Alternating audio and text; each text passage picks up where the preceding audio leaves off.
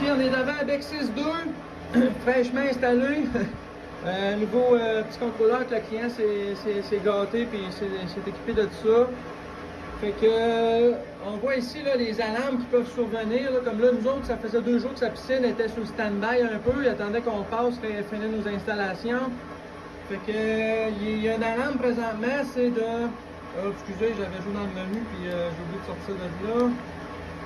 J'ai une alarme présentement de ORP faible. On va le voir de réécrit là, alarme ORP faible. Donc, oui, effectivement, j'ai juste 281 de ORP. Ça veut dire que j'ai 0 chlore dans ma piscine en ce moment. Ça veut dire que, idéalement, il faudrait la remettre à la main parce que partir à 0 puis monter ça à 1.5, tout ça, c'est comme extrême un peu pour un contrôleur de main qui est plutôt fait pour maintenir, tu sais. Fait que, idéalement, on le monterait à la main. Puis un coup qu'on aura atteint le bon niveau, lui prend la relève puis il le maintient en place. Fait que je vais faire le tour des menus rapidement avec vous autres. Là, une alarme comme ça, c'est sûr qu'on peut rien faire. La seule affaire qu'on peut faire, c'est monter notre chlore. On n'a pas le choix. Fait qu'on voit les LED ici, là, il est en train de doser le pH aussi parce que le pH aussi il est élevé, là, il est à 8, il faudrait qu'il descende à 7.5. Fait qu'il est en train de doser pour son pH, puis il veut doser pour le chlore pour le faire monter. Fait que, on va le faire demain matin, mais comme je vous dis, idéalement, on le ferait à mitaine en bon français pour que lui ait juste à s'occuper de le maintenir. Les opérations que vous allez avoir à faire le plus souvent, déterminer des set points, ce qu'on appelle nos valeurs de consigne. Fait que si je fais juste appuyer un coup dessus, on voit il est quoi? Il est à 7.4 puis à 700. C'est sûr que je ne laisserai pas ça de même. 700, c'est trop faible pour de l'ORP.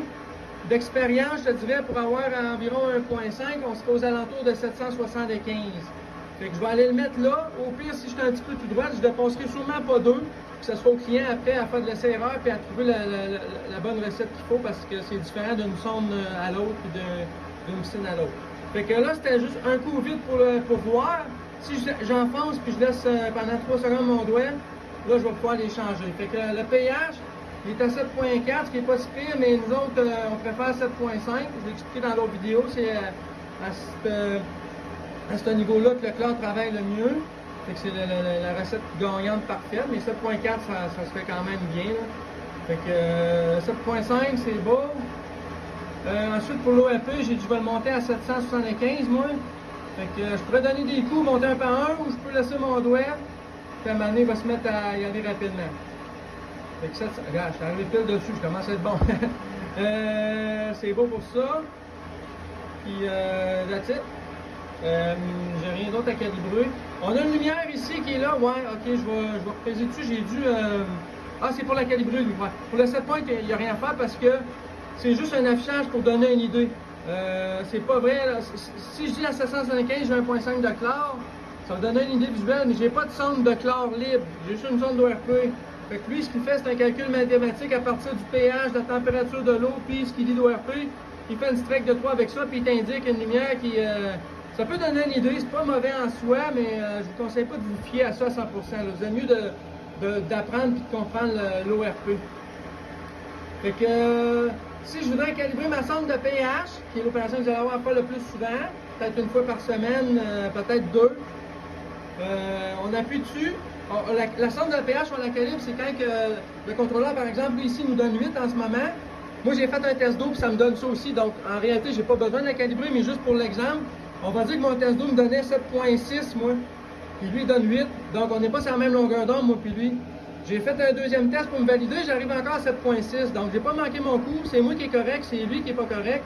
On va aller le calibrer, puis il faire lire 7.6 comme moi, parce que c'est ça la vérité. Fait que j'appuie sur Cal. Je le maintiens pendant 3 secondes jusqu'à ce que le menu change. Étalonnage, pH, 8. Moi, mon test me donnait 6. Fait que je pèse ces flèches par en bas jusqu'à ce que j'arrive à 7.6. Cal, encore une fois. Et voilà, j'ai juste à peser pour sortir du menu. Faut que je pèse un autre coup, excusez. Fait que, il est présentement 7.6 au lieu de 8 comme tantôt. J'aurais calibré ma sonde. Je vais vous la remettre. Ça va vous profiter de montrer un exemple encore une fois comment le faire. Je vais aller la remettre à 8 parce que je sais que la vérité était à 8 moi là. J'appuie, je garde mon doigt. Étalonnage pH. On va monter ça à 7.8. Excusez, à 8. Calibration. Tantôt, j'ai passé vite, étalonnage PPM. Honnêtement, là, l'écran, je l'ai mis un peu à voir ici, l'écran. C'est pour justement calibrer la lumière. Si je pèse ces flèches, vous voyez, la lumière se déplace. Là, je vais la laisser basse parce que ça, ça n'a pas rapport avec le pH. C'est juste qu'il est à la suite dans le menu, mais c'est plus avec le chlore. Fait que le chlore, je sais qu'il est très faible. Lorsque le client va réussir à monter son chlore autour d'1.5, il va voir c'est quoi son ORP. Je présume 775 ou tout autour. Puis là, il va être sûr de s'acheter qu'il y a 1.5. Il va pouvoir venir, puis si la lumière est déjà 1.5, bingo, il touche pas à ça. Si la lumière est plus basse ou plus haute, il pourra passer par ici, puis la déplacer, puis la mettre. Puis c'est sûr que je vais dire au client, fie-toi pas à ça 100%, c'est une idée visuelle, mais la vérité, c'est la somme qui te le donne ici, là, en ORP. Fait que c'est juste un petit peu malcommode d'être obligé d'apprendre un peu. On est habitué avec le chlore. Ah ouais, j'ai un chlore, j'ai 1.5, j'ai 2. Puis là, il faut comme réapprendre un peu une autre manière en ORP, mais on a compris qu'on a une consigne, puis on essaie tout simplement de rester dessus. Si on en retient qu'à 750 ou 775, c'est ça, ça me donne le bon ppm de chlore que je veux. Ben, je vise cette valeur-là en ORP, puis je me casse pas la tête après. Fait qu'on va aller voir les 7 points. Ouais, je les ai fait les 7 points, hein? Ouais, ok. On va aller voir les menus des alarmes. Les deux premiers pitons, je garde les doigts enfoncés. Programme. Si je pèse par en bas, là, il sort de là. Il sort de là, c'est comme, je comparais ça à une motocross, on dirait que la première vitesse, il faut que tu chiffres d'un bord, puis les autres de l'autre. Fait que, on va repéser un coup. On a programme, je vais peser un coup par en haut. Fait que là, il me demande la langue, là, ici il est en français, on va le laisser comme ça. On aurait pu le mettre en anglais et en espagnol. Ensuite, je vais peser par en bas, donc pH élevé. Moi, j'ai tout réglé les alarmes tantôt, là, fait que je n'aurai pas besoin d'y changer, là, mais c'est pour vous montrer où ils sont. Fait que pH élevé, 8.1. Donc lui, tant que le pH reste en bas de 8.1, il dose, il n'y a pas de trouble. À partir de 8.1, il va commencer à donner des alarmes. Puis en plus, il va arrêter de doser le chlore s'il monte en haut de ça parce que il a pour son dire qu'on est trop haut pour, de toute façon, pour réussir à atteindre la consigne. Le chlore va faire monter le pH, donc il va attendre avant de doser du chlore que le pH soit rendu en bas de son alarme. On a le pH faible, j'ai mis à 7.2 pour...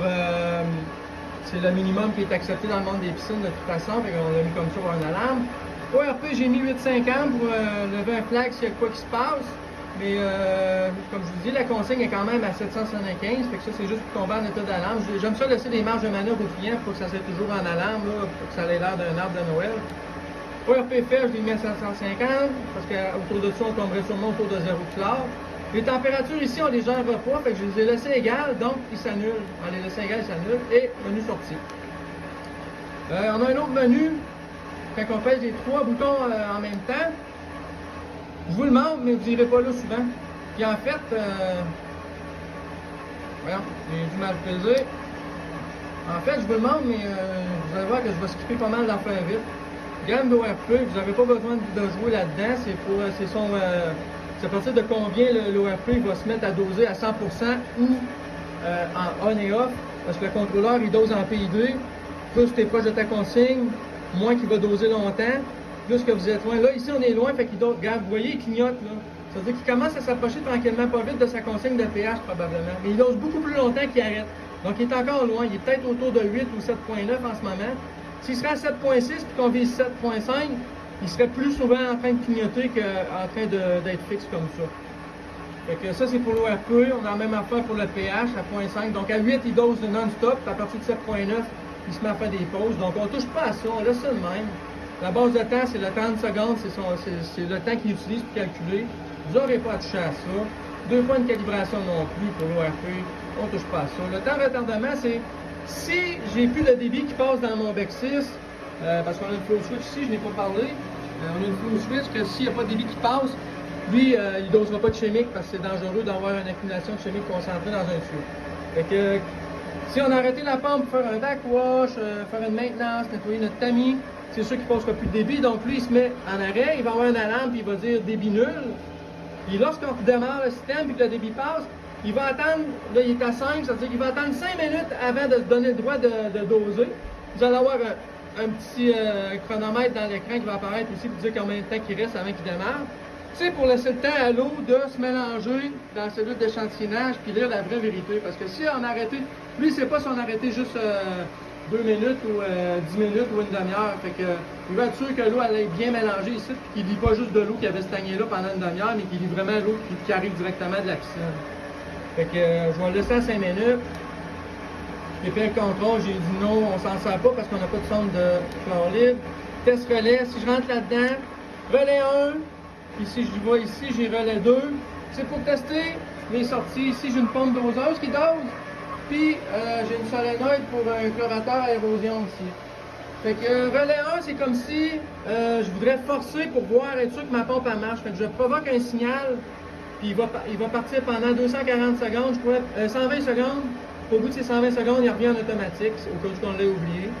Même affaire avec relais 2, mais pour le chlore. Fait que là, je ne toucherai pas parce qu'on est en pleine opération, mais c'est une place, c'est utile pour le troubleshooting, mais sinon, vous n'aurez jamais à aller à jouer là. Fait que exit. Les codes d'opérateur, codes de représentant, menu sortie. Les codes, c'est si on veut se mettre un mot de passe pour empêcher les gens d'aller jouer dedans. Je ne vous conseille pas de mettre ça parce que si vous oubliez le mot de passe, vous êtes un petit peu fourré avec ça. Fait que ça fait le tour. Fait que comme j'ai dit, c'est très similaire avec Vex 3. La seule différence pratiquement, c'est que il n'y aura jamais de sonde de chlore libre avec le Vex 2. Le 3, il va pouvoir en avoir. C'est un modèle d'entrée de gamme, on va dire. La qualité est pareille, c'est juste qu'il y a moins d'options. C'est peut-être plus approprié des fois pour des plus petits budgets.